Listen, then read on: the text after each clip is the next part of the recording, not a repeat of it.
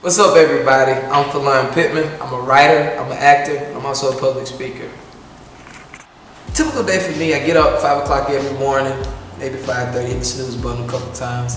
Get up, take a shower, brush my teeth. The most two important things you need to do every single day.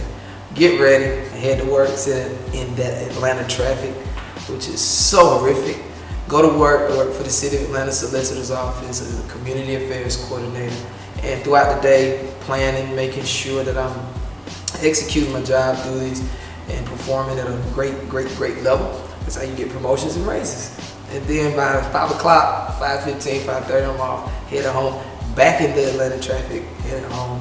And depending on the day, I may go to my grandma's house. I try to make sure I'm doing something with my craft all the time, but other than that, that's a typical day, Monday through Friday. I would describe myself as a chameleon or a renaissance man. I'd like to be considered a jack of all trades, no matter what I'm doing, whether it's working on cars, whether it's acting, whether it's writing, whether it's being a teacher, whether it's being a motivational speaker or motivating somebody. I don't like to put myself in a box, so limitless. I'm unlimited in all the things that God has given me, so I just try to make sure I'm able to maneuver at whatever capacity I'm in.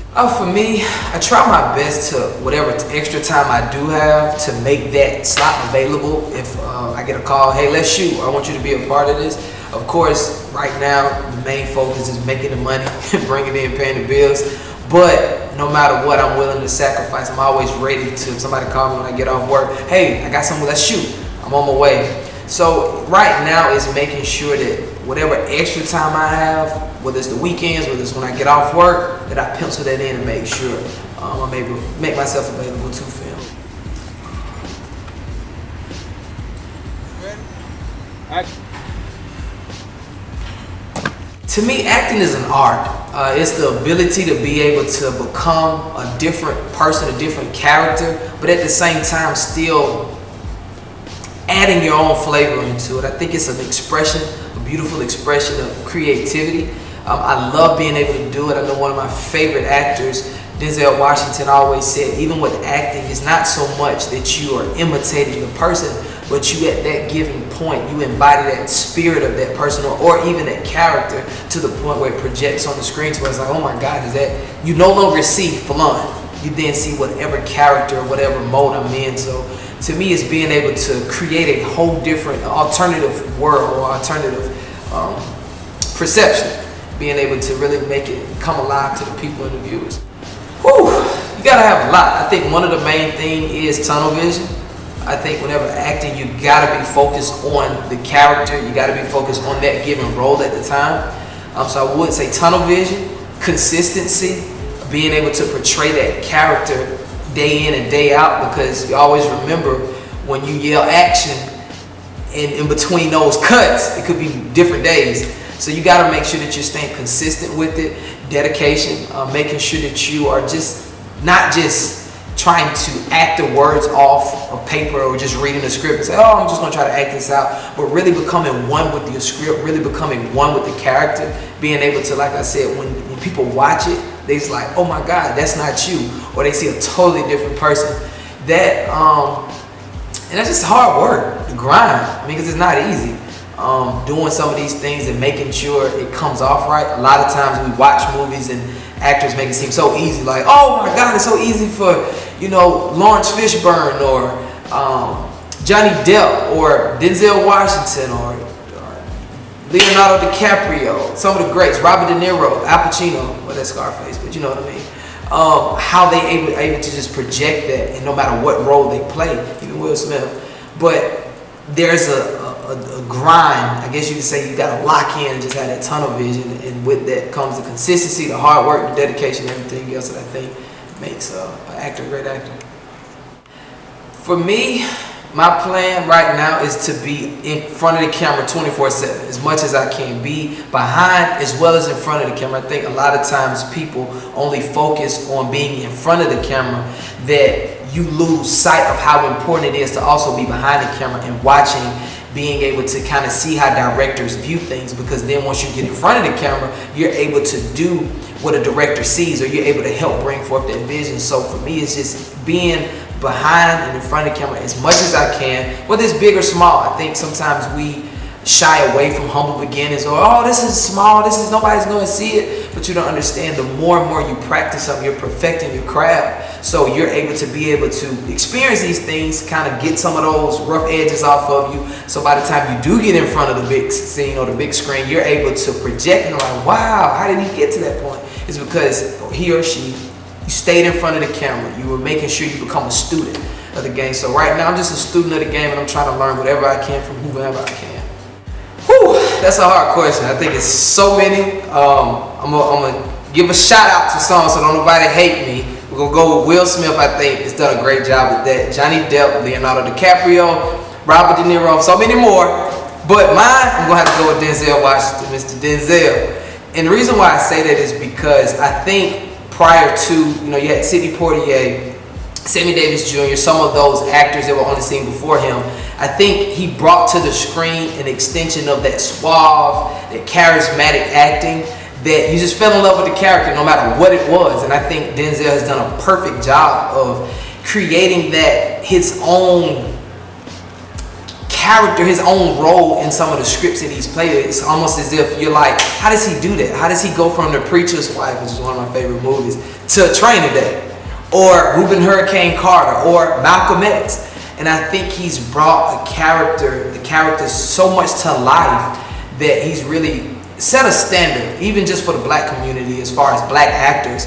Low-key guy off the screen. He's not arrogant. He's very calm, very respectable, charitable person. So for me, I look at not just what he's done on the screen, but also the things that he does off the screen that for me, as a black actor, that I feel like Denzel set a standard for young black men, young black women to be able to be portrayed on the screen, not as a hoodlum, not as somebody that ain't got no sense, but to really just love your craft, perfect it, and go home, have a wife, have a family, and not just be caught up in all the media files, crazy stuff.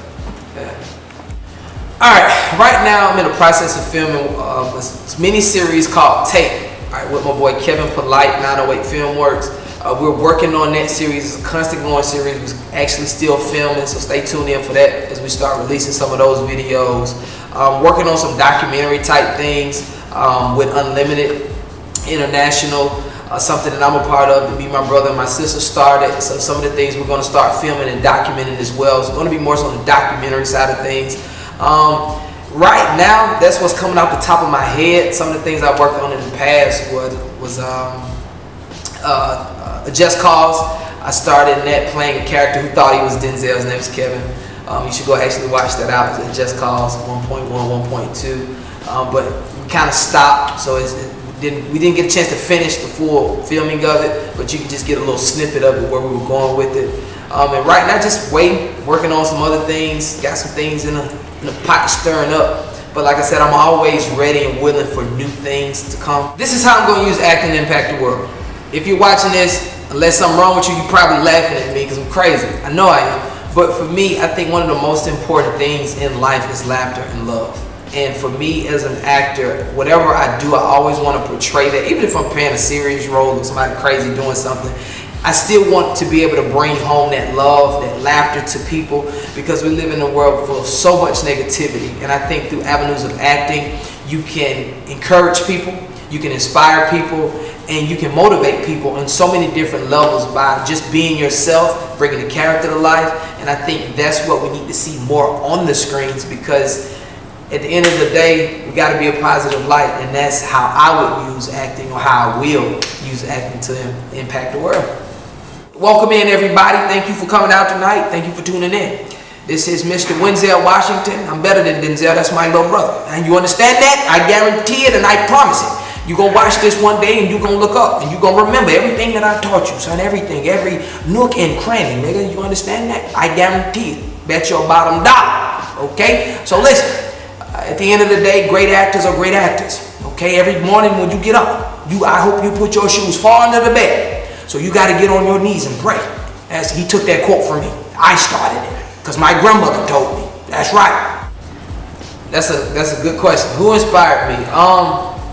Since I was young, I've always had a desire, or I've always been a character, or whether it's walking around the house imitating people, just being silly, making my family laugh. So I guess I've always had the niche or the desire to be one. But as I got older, I I love different kind of movies. I love creativity. So some of the actors, just to name a few, and then I think you all gonna just already know the answer based off the answer I gave you earlier. But watching movies like Edward Scissorhands with Johnny Depp, just watching how he was able to portray that character and bring Edward to life. Leonardo DiCaprio, great actor. Al Pacino, Robert De Niro. A lot of those characters, as you say, are kind of like mafia films. A lot of those characters were just able to, just watching them go, and then being able to see how they transition to different roles and smaller roles. But one of my favorite actors is, Denzel Washington. From watching him just progress through his years of acting, I've always been inspired by him because of his consistency. One of his interviews, he made the statement that, for him, they were asking him, well, what did you have to do? Did you have to do any crazy things like some people do when they make it? And he said, no, for me, it was just hard work. I put in the work, I did what I was supposed to do, and things just happened for me. And I respect that a lot from him because he's really one of the best actors that we know. And for him to have, transition and transcended into such a well-known actor without having to do some of the things that kind of cliche comes with Hollywood, that inspired me to be able to say, well, you know what, I could do the same thing just by being myself, sticking close to my morals and my values, not budging on any of that, but still giving people greatness. And I think that's always been something that I've really took hold of and paid attention to, and I've always fell in love with that journey or his train of thought when it comes to that. Okay. There's a reason why I didn't ask you if they might charge you, Mr. Lee, because I can guarantee it that they will charge you. This is a cold world, Mr. Lee. They will get every dollar, every quarter, every dime, every nickel, every penny that they can get from you. You believe that? For me, I think my parents' divorce, how it affected me internally as a person. I think I battled a lot with rejection, which can then roll over into other things as far as, for example, acting or just wanting to do things. You have the fear of being rejected in it. You have the fear of failing in it. You have the fear of feeling that you're not good enough. And I think sometimes that kind of played with my mind a little bit when my parents got a divorce, because there was a moment in time where my father wasn't there. So a lot of the reassurance that I was seeking at that point in time, or that I really needed at a crucial point in my life, I didn't really have it. I had it from my other family members, but at the end of the day, I didn't get it from my father. So dealing with that and then wanting to step out as far as whatever it was, sports or acting, you kind of like, I'm not going to do it. You're more reserved because of the fear of being rejected or the fear of not being good enough, because you feel like you're not good enough. Because oftentimes as a child, it's like, well, was it my fault? Okay. So, those things kind of play with your mind. So for me, I think that is something I struggle with a long way. Office, mortgage companies, and they've never given me a dime to save my life, Mr. Lee. Okay? When rent is due, it's due. There's no excuses you can come up with. I say be fearless. Be fearless in everything that you do. Give it all you got. Foot to the pedal, floor it. Go as fast as you can. Because fear stops us from doing a lot of things and tapping into a greatness that we all as individuals possess. And I tell anybody, male or female, actors, actresses, just be fearless. Be fearless in whatever you do. And I think on the other side of fear is success. I think that when you're able to overcome your fears, you then become successful. Whether it's what success to you, I mean, that of course can be geared upon your perception of it. But at the end of the day, when you're able to overcome those fears, or whether it's shyness, whether you think you're not good enough, you think you're unattractive, when you're able to overcome that fear and just walk in your purpose and walk in the greatness that God put into you, I think that is when you unlock the door to greatness. All right? I appreciate y'all for coming. Always love. Wow.